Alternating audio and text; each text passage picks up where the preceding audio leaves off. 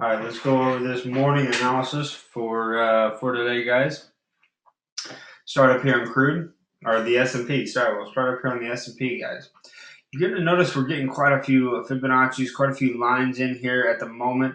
All this is, we've simply drug from the lows to the highs. I wanted to know where these levels are coming across here.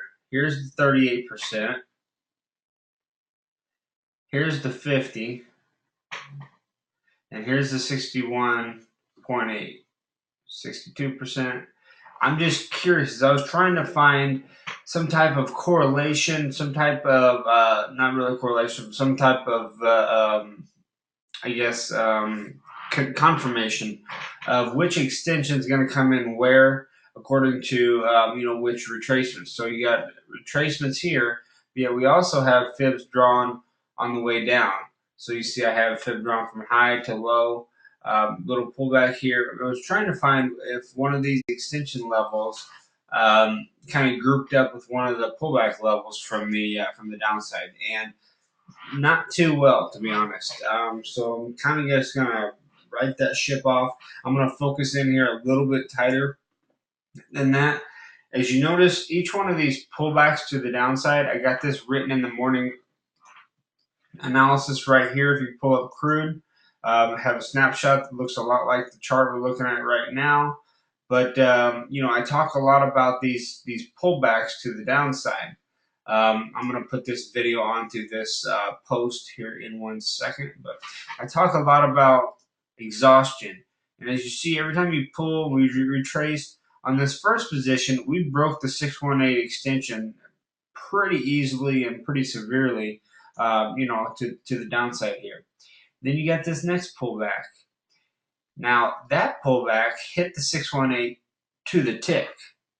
It didn't have that big thrust through like that last one did.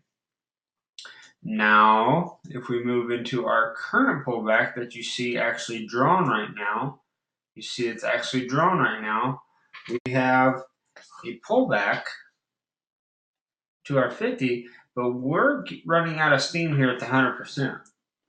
This thing is struggling to the downside. It's not having these big thrusts like these previous moves had. See these big thrusts like these previous moves had? It's not getting that.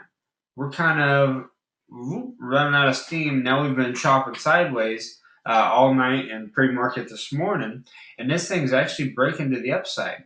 So I wrote in there, at best, I'm potentially looking for a 23% extension, which is right here, or possibly no extension. Finding the 100 here and just right back to the upside. So that's what I have written in there, guys. I want you to pay attention possibly to the previous day's trading range. Previous day's trading range here. We got previous day's high, previous day's low, and it's containing that low very well. Typically, you see a bounce off the previous day's low. Where are we heading? Previous day's high. So let's really be cautious to the downside.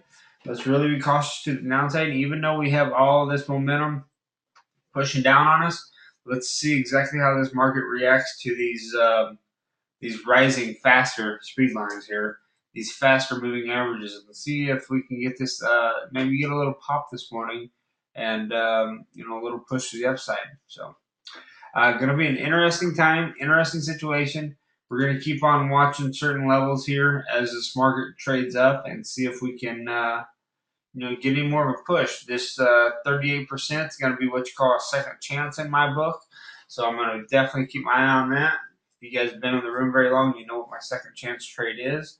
You take a high, take a low, got a 50 to 61% pullback, a push down, but not breaking these lows, pulling back to that 38%. And then we have targets and all that to the downside off that certain situation. So gonna definitely watch this current 38% level, see if that can catch some sellers. And if you're in a room here, I'm gonna be making this video, but in here we're gonna be going ahead and watching this, and you guys know what my target is to the downside. So Couple good things to watch here in the S&P futures.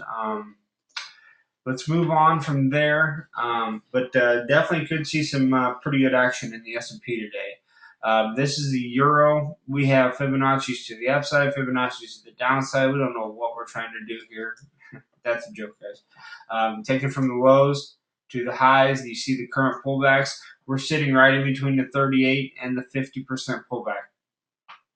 Now, on the other side of this market, we have the high to this most recent low pullback, and that is hitting its target right now. We are hitting the 23% target right now and getting a little bit of a bounce off of that. So, not only do we have a target there, we have a 50% level there, and we have a rising support, the lower end of this channel.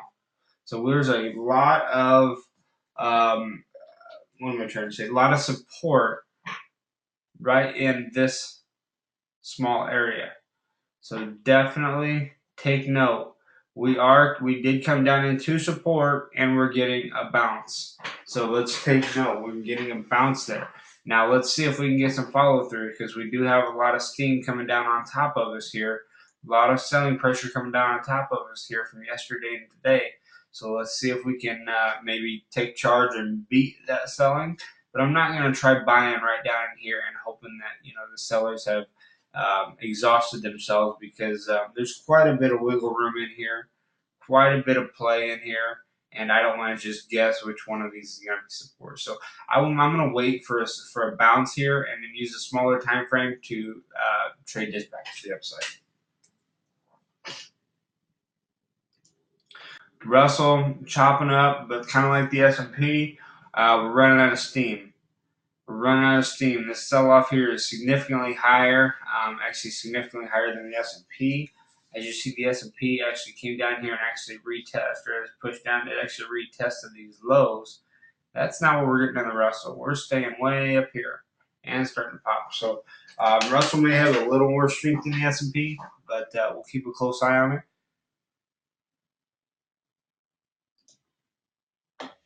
And then crude. Here we go, guys. We're in crude. You can see an obvious channel here to the downside.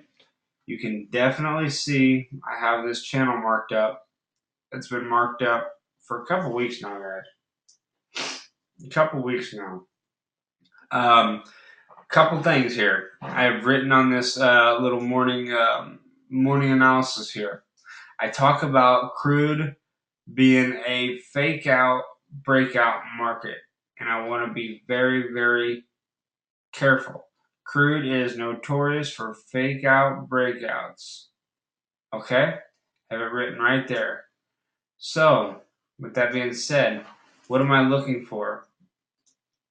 I am currently seeing that this crude has broken out of this channel, which, that stuff happens. It's also, more importantly, broken out of previous days' trading range. Now, if you've been with me long enough, you know that I don't immediately just look to sell when crude breaks any of these levels. Crude is notorious for fake out breakouts. So what am I looking for first? My first initial reaction to this move to the downside is to fade it. So as we break, my move is to fade that breakout. Okay? So what am I looking for now? Fade that breakout. Look for it to get back above that previous day's low and get us opportunities back to the upside. Watch out, because we do have momentum coming down on top of us. Beware of where them prices are, but be very careful of looking for immediate snaps to the downside. Crude can tease you. You can have a nice little pullback here right to this support. Like you see right now, you're thinking, hey, this is an awesome time to short. And it'll slap you in the face. Sorry about that. Must be. So be very careful on crude here, guys. It tends to do that. It tends to really shake people out, which is probably why I enjoy this market. Probably one of my top two markets. I enjoy it more than anything because, I am aware of how it reacts and exactly how to trade it. So I will actually zoom into a much smaller time frame here and pay a lot of attention to crude. As you see up here, we have a 233 on crude. Probably going to find some type of resistance right through here. This is a previous day's high, but don't be a little. Oh, sorry. Um, uh, just be aware that we could see this thing trade right back up into that trading range, and then I will be ready to trade this to the upside. Then I'll be ready to trade this to the upside. Okay? Get back up inside that channel, get back up inside previous day's trading range. As you see this previous day's range here. And the one thing I'll remind you, if we get back inside of previous day's range, go from previous day's low, where's the target? Always up at previous day's high. Okay, and as you see, it's starting to push up right now.